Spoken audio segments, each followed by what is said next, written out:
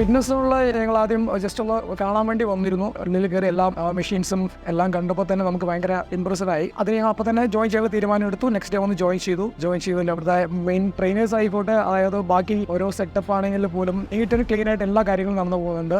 നമുക്ക് അത്രയും താല്പര്യമായി നമ്മൾ വർക്കൗട്ട് ചെയ്തുകൊണ്ടിരിക്കുന്നത്. അപ്പോഴാണ് ഈ ഫിറ്റ്നസ് ചാലഞ്ചിലേക്ക് ഞാൻ ജോയിൻ ചെയ്യുന്നത്. 90 days ആയിരുന്നു ഫിറ്റ്നസ് ചാലഞ്ച്. ആക്ച്വലി നമ്മൾ വർക്കൗട്ട് ചെയ്യുന്ന പോലെയല്ല ഈ ക്രോസ്ഫിറ്റ് എന്ന് എനിക്ക് അപ്പോൾ മനസ്സിലായി. കാരണം നമ്മൾ വെയിറ്റ് ട്രെയിനിങ്ങിന് പോലെയല്ല ഈ ക്രോസ്ഫിറ്റ് ട്രെയിനിങ്. നമുക്ക് ഒരുപാട് ഹാർട്ടും ലങ്സും നമ്മളൊരു കോമ്പിനേഷൻ ആയിട്ട് വേണ്ടിയിരുന്നത് എനിക്ക് മനസ്സിലായി. സോ ആസ് സച്ച് നമ്മൾ വർഷമായിട്ട് വർക്കൗട്ട് ചെയ്യണമെങ്കിലും ഇത് ചെയ്യണമെങ്കിൽ കുറച്ച് നല്ല എൻഡ്യൂറൻസ് നമുക്ക് ആവശ്യമായിരുന്നു മനസ്സിലായതുകൊണ്ട് അതിനുള്ള ട്രെയിനിങ് നമ്മുടെ അമലും അതുപോലെ നെൽസ അവർ തന്നിരുന്നു.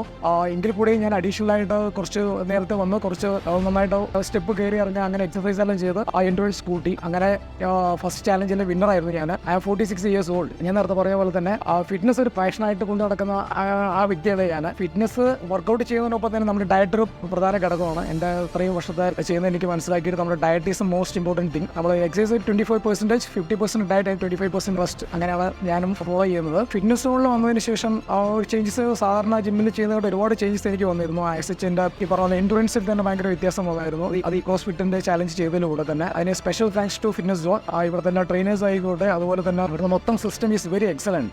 Thanks to once again thanks to Fitness Zone and all my trainers also. Thank you very much.